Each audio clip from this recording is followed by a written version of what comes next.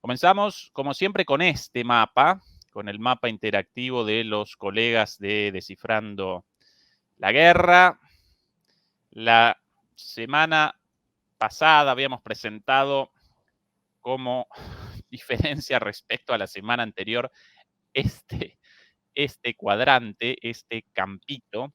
Aquí, bueno, de esa semana a esta semana, al día de hoy, ni siquiera realizaron avances con respecto a eso. Esto, naturalmente, recuerden, el sur de Ucrania. Recuerden que con la ofensiva querían realizar un avance hasta el mar de Azov, querían realizar un avance o bien vía Tokmak hacia Melitopol o bien hacia Mariupol. Esas las alternativas barajadas inicialmente. Aparentemente determinaron la realización de 2 ataques, determinaron como estrategia el avance por 2 líneas, una como señuelo, esta de aquí, y otra como objetivo principal hacia Melitopol.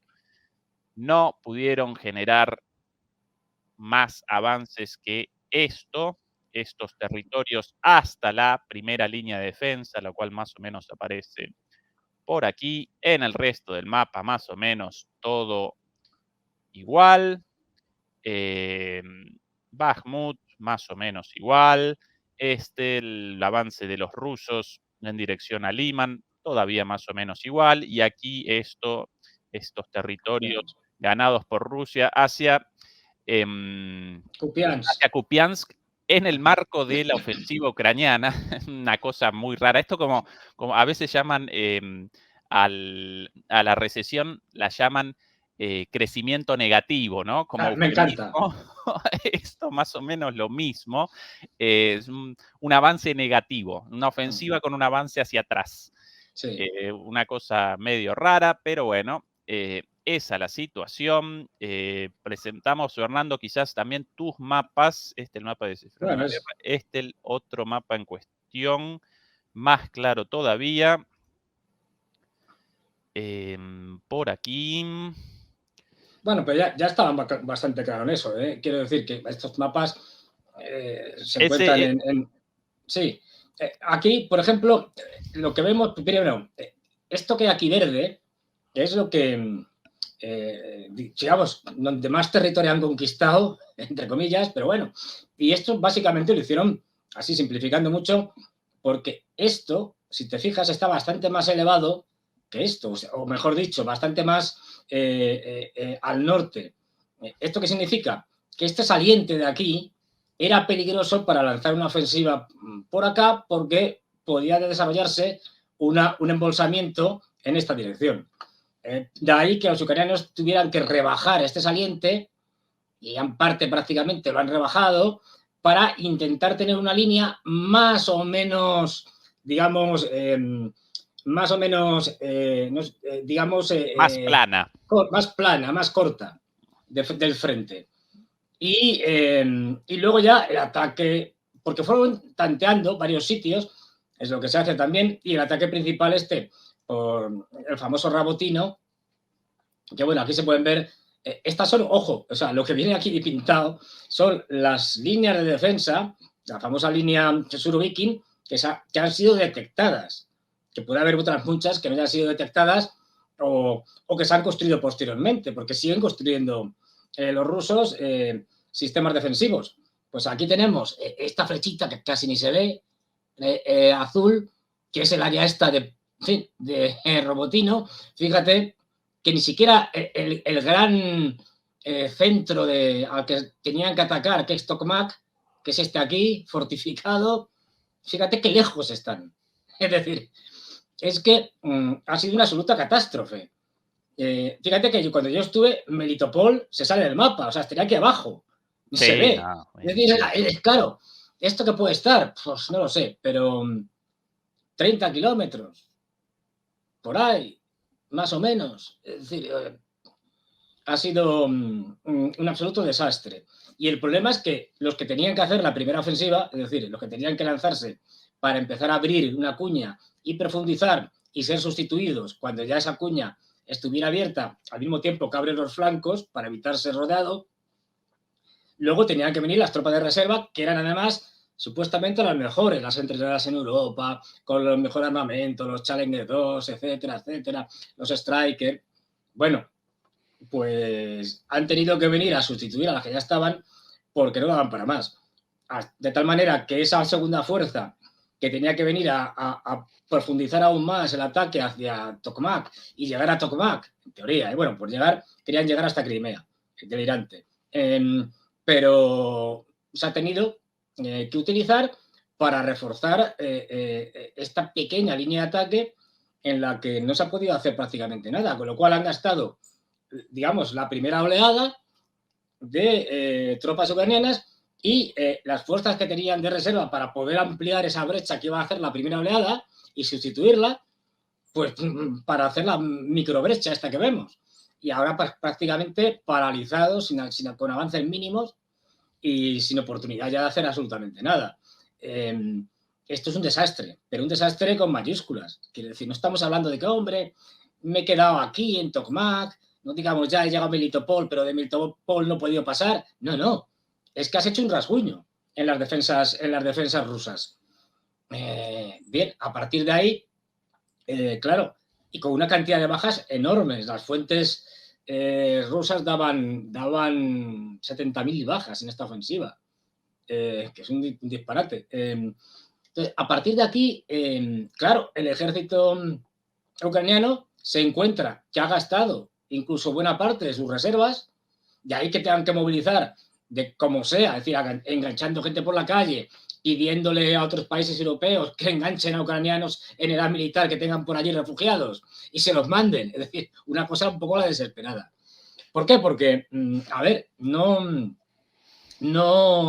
se trata solo de reclutar así de cualquier manera, porque además hay que entrenarlos y los entrenamientos en Ucrania cada vez son menores, o sea, menos tiempo, poco menos que le dan un fusil y dicen, mira, se dispara así, vete al frente. Y luego porque cuando se sacan temas de población, bueno, es que hay unos 20 millones, de los cuales en edad militar puede haber tantos millones. A ver, en ninguna guerra, pero en ninguna, incluso en la Segunda Guerra Mundial, se llegó a utilizar todas las personas en edad militar que podían luchar. Eso es inviable. Los ejércitos colapsan mucho antes. Es decir, no tienes que luchar hasta los últimos hombres, hasta el último hombre. A ver, lo de las Termópilas está muy bien, es decir, lo de la famosa batalla de Leónidas en las Termópilas, con sus 300 espartanos y tal, pero esto no es lo que suele pasar, y además no solo eran 300 espartanos, había en total como 5.000 griegos, en los que había de Platea y otros sitios. Pero bueno, quiero decir que los espartanos ahí se pusieron la medalla, pero había más gente, y era un pequeño paso, un estrecho mínimo, que era muy fácil de defender, y en una guerra como era la antigua, donde, bueno, no se tenía el tipo de armas que tenemos ahora. Y además, ya digo, los rusos tienen una diferencia de cañones de artillería brutal, y eso hace que... También tienen lo que llaman una defensa elástica, es decir, por ejemplo, en Robotino lo han utilizado mucho, es decir, cogen y entran los ucranianos en Robotino. Esto se retira, por ejemplo, a las afueras. La artillería los machaca a los ucranianos. Con lo cual, una vez que se han machacado, los ucranianos se retiran y vuelven a entrar los rusos. Y así otra vez. Es decir, los ucranianos atacan, los rusos se retiran, la artillería vuelve a machacarlos y vuelves a retomar los sitios. Con lo cual, esto desgasta muchísimo a los ucranianos, porque es un pegarte contra un muro con esta defensa elástica y que no estás, digamos, posicionado allí y no te mueves, sino que te retiras, avanzas, te retiras, avanzas, de tal manera que puedes ir destrozando a las unidades ucranianas. Es un absoluto desastre desde el punto de vista militar para Ucrania y yo creo, vamos, me puedo equivocar, porque siempre nos falta información, pero a partir de aquí las posibilidades de que Ucrania tenga una nueva oportunidad para lanzar una gran ofensiva van a ser escasas. Incluyo el año que viene, es decir, el 2024, que va a ser clave desde mi punto de vista. Yo creo, yo me arriesgo, Si me equivoco, me equivoco. Pero oye, a mí estos analistas que dicen, ¿y qué puede pasar en 2024 en Ucrania? Pues quizá ganen los ucranianos o quizá ganen los rusos. No, claro, uno de los dos tiene que ganar. Es decir, yo prefiero mojarme y si me equivoco, pues me he equivocado. ¿Qué se le va a hacer? Oye, pues se rectifica y otra cosa. Pero yo creo que bueno, pues por supuesto, me reafirmo de siempre que Rusia tiene que ganar la guerra sí o sí desde el principio y que el 2024 va a ser un año muy importante y que posiblemente los rusos, después de las elecciones de marzo, de las elecciones presidenciales, estarán preparando y lanzarán un buen ataque contra un ejército bastante, digamos, que ha sufrido bastante, que se ha ucraniano bastante desgastado y que le va a ser muy difícil reponer las pérdidas que tiene para lanzar cualquier ofensiva, incluso para hacer una defensa tan sólida como la que ha tenido, por ejemplo, en la zona del Donbass. Así que, pues eso, yo soy de los que creo que los rusos en primavera-verano le van a hacer un regalo a Biden muy interesante, con un buen ataque contra el ejército ucraniano.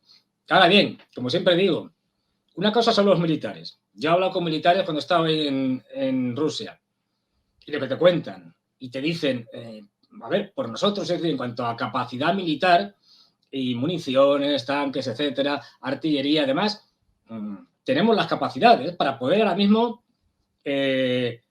acabar con Ucrania. Eso sí, hay que implementar un poco más de mano dura.